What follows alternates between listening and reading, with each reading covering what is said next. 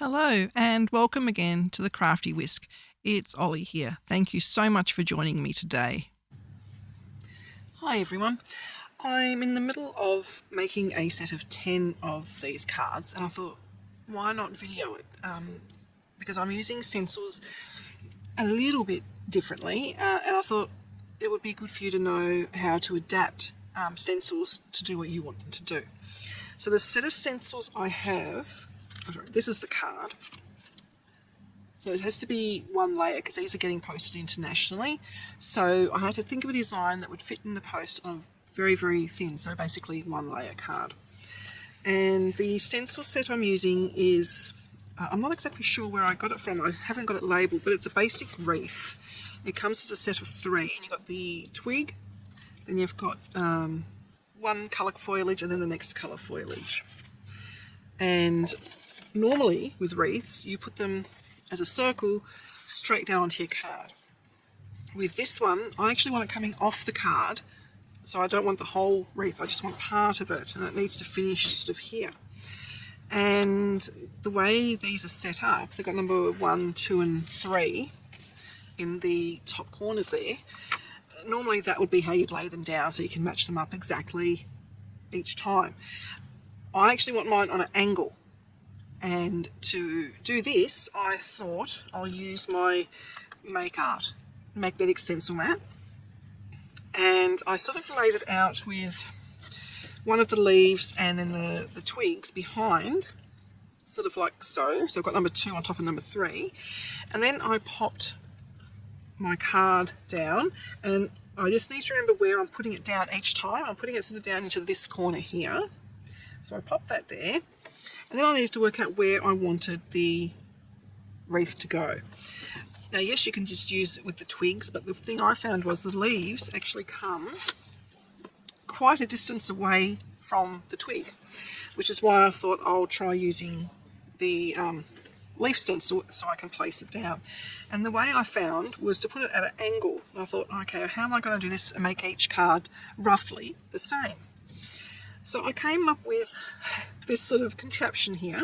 I've just got a piece of photocopy paper down there. I know that's where I want my card to sit, so everything is straight and as far as that goes. Then I popped my leaf stencil down where I wanted the leafy pattern to be, which was roughly there.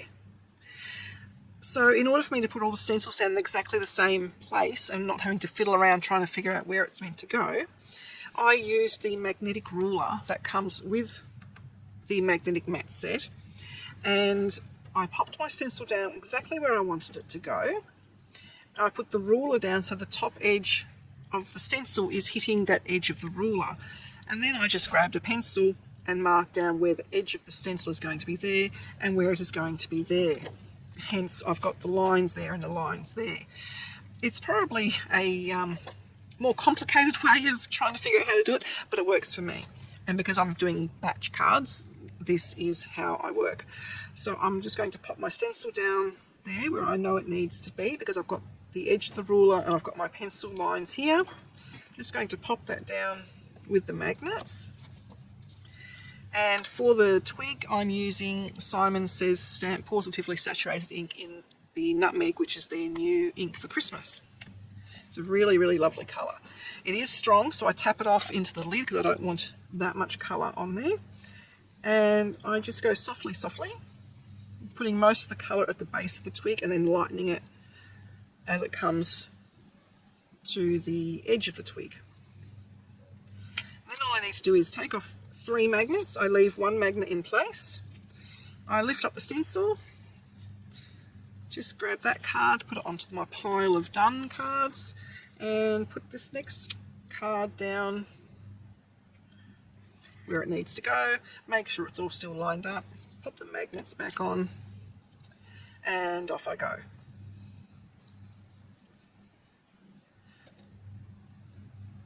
So I'll just quickly finish doing my little twiggy bits, and then I'll come back and show you how to do the next stencil. Okay, so that stencil is done with. I'll clean that off in a moment. I'm just going to get the excess ink off my brush before I pop it back into its little box there. And now I am going to be working on greens. That's a dark green. I'll just use that one, I think. And the greens I'm using is going to be the silver sage and the jade. I may come in with the eucalyptus as well. I'm not 100% sure yet. I should have written down the colours when I did the other one. So the card remains where it is, and this stencil lines up where the other one was.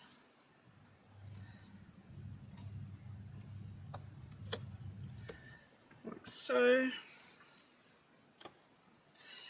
And we'll go in with the palest ink first. Just make sure there's nothing on there. And these are the Altenew ones. They're really, really pretty. I love these ones. But the round ones are a bit tricky to store. So I'm glad they're now coming up with the cubes. I think I'll continue to get them in the cube version, I think. Now this is a pale ink, so it is not going to stand out at all. Sort of reminds me of a smoky gum tree, which we have here in Australia. So this isn't a traditional Christmas holly wreath.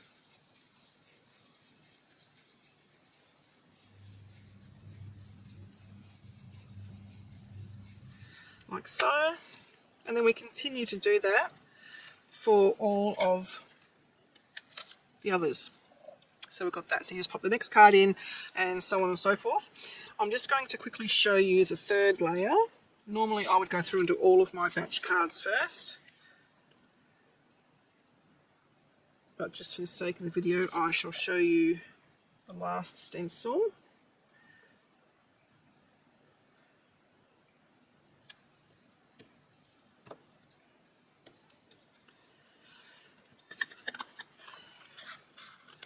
So I think it might have actually been the eucalyptus I used. Let's have a look. I'll just grab a scrap bit of paper.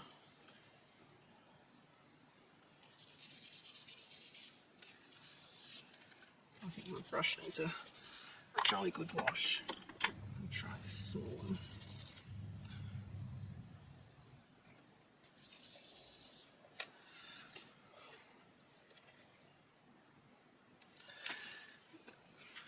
Let's try the eucalyptus.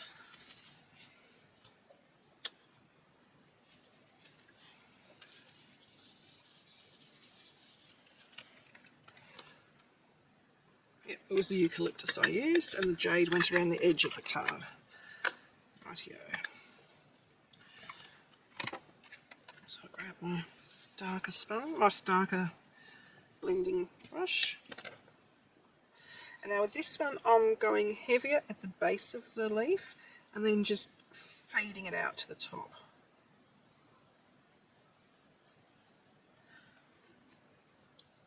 So it sort of looks like you're using two colours, but you're actually not.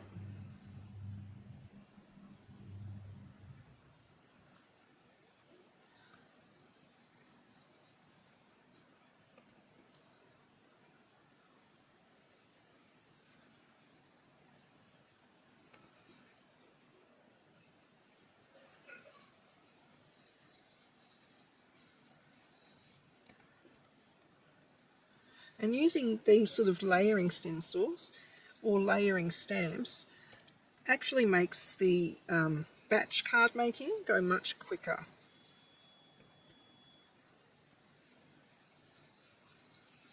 Because when you're having to make like 50 cards, colouring in is going to be very tedious. Alright, let's have a look, see what that looks like. That looks pretty good. Alright. So again, you would do all of the cards. What I'm going to do now is go around the edge of the card to give us that nice green. And I have discovered these brushes. These are makeup brushes that you can get off of Amazon or Temu, AliExpress probably as well. They're sold as a flat top foundation brush. So they're makeup brushes. They come in a little nice container like so. I just pop on what colour family it's for, and the same on the side, so it goes back in the same package. These have been a game changer for me. It doesn't hurt my wrist. You don't need to put a lot of effort into the blends, and they're just so smooth. I love them. So I've got separate ones for the oxides and separate ones for my dyes. And I've just put in an order for another set because they're like $2 or $3 each. They're really cheap. I think because they are makeup brushes and not stamping blending tools. As soon as you add that stamping blending tool, the price seems to skyrocket. So look up foundation brushes. And I'm going to order another set for my Lavinia inks as well, so they're separate, because they tend to be a stronger colour. These Altenew ones are very soft, would be the word I'd give them. So that just adds a really nice softness around the edge, and I can't get that soft edge with these brushes, for instance. That's just me. I think it's my wrists. I still use that colour. I just go back into its little box so it doesn't get contaminated. Now I'm going to use some foliage or berry stamps. These ones are the 2J Stamp Company Holly and Berries. It's this one here. And I've just gotten that one and that one out, and I'm going to make it mimic maybe not holly berries as such, but like just tree berries in general. So you just stamp those randomly. I can never do random. And it doesn't matter if they don't stamp perfectly, because we're going to be adding to them. They're just to sit there subtly in the background.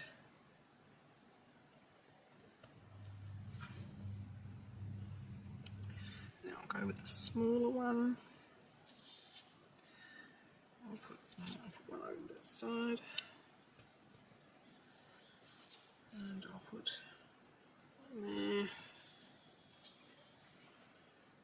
One there. And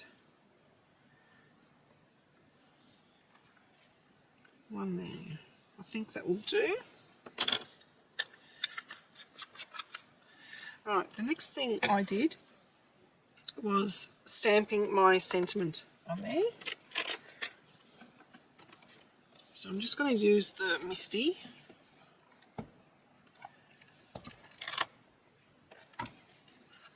And I'm going to pop that into the corner. I'll just make sure that's still in the right place. I might move it up just a fraction, just so I'm avoiding some of those berries. Alright, the grid lines on the cover make it super easy to see that you've got it straight. And I'm just going to go in with my Versafine clear. It gives a really nice crisp image, and normally you only need to stamp it once. Excellent. That's what I like. Give that a bit of a dry.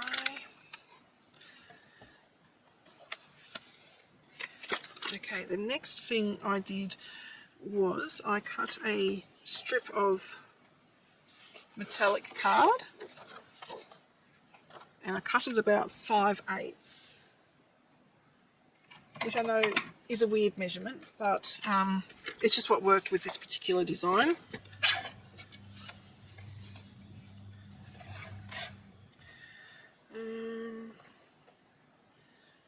One, two, three, four, five. So it's 1/2 inch, which is Maybe it's about there. I can't. Sometimes it's hard to tell. Oops, that's the right way. Yeah, I think that's about right.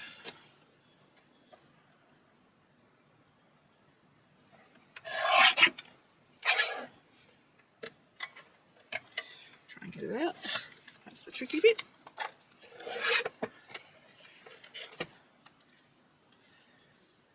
Okay. I'm going to go ahead and glue that one down.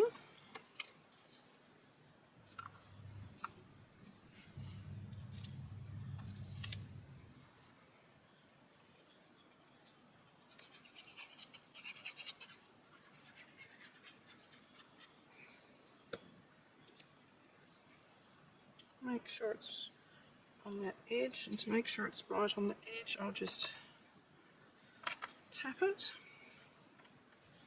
and then stick it. And I'm just going to trim the excess off. Now what I would generally do is pre-cut all of them to the correct size so that they're all ready to get just glued on. And then the next thing I did was use some liquid pearls in a copper colour, and you just very gently dab it onto the berries. Take your time with this. So what I tend to do is flip the card from underneath to try and get them to settle. The last thing I do is I've got some water-based pigment colour, and it's from Gansai Tambi, and it's the starry colours, and it's just a mixture of golds. So I'm just going to, away from my card, squirt a bit of water in one to activate it. And I'm using this one here, it's called Red Gold. And just put a little bit on the brush, test it onto something that's not so important, and then flick. Again, I'll do that at the end of making all the batch cards so that I'm not having to rehydrate it each time. But that's it, that's done. So that didn't take very long at all, and I've only got 9 more to make. Thanks guys, catch you next time. So I thought I might show you how I'm planning to package these ones up. These are an order, so I've made 10 altogether, 10 all exactly the same, and I thought rather than putting them into a box, I might just do a simpler way of packaging them. So what I've done is I've just grabbed a bit more of my white cardstock, and I have used the stencils again and just done a little bit of the wreath, a third of the wreath. I haven't worried about doing the berries, and I'm not going to glitter them. It's just an indication sort of what pattern is in there. Sorry about that, Orion is trying to destroy my room. Alright, so I've just got a cellophane bag. So I'm just going to pop the cards into it so the opening is down the bottom. And I've got the 10 envelopes in there as well. And just going to fold as best I can. Fold that bottom bit up. Shimmy the cards down to the bottom a bit. And then just simply pop the topper on top of the bag. And I've just made the topper a tiny little bit bigger than the width of the bag. Now the width of the bag is, I just got it from a $2 shop. It's 150 by 210 millimeters, and you get 32 in the packet, which is great. It's a much cheaper alternative than a box, and with the customized header on the top, I think it looks really, really pretty. So then it's just a matter of stapling them, making sure we don't staple the envelope. Like so. And I've also just stamped the back with my details on there, the crafty whisk and all the socials. So that is now ready to give, and I think that's actually a really nice little package. You can even put a hole in the top there and pop some ribbon on there if you wish. But yeah, I think that's really a clever, simple way of packaging sets of cards. I'll see you next time. Please hit that subscribe button and the bell for notifications. It really helps my channel to grow. Thank you.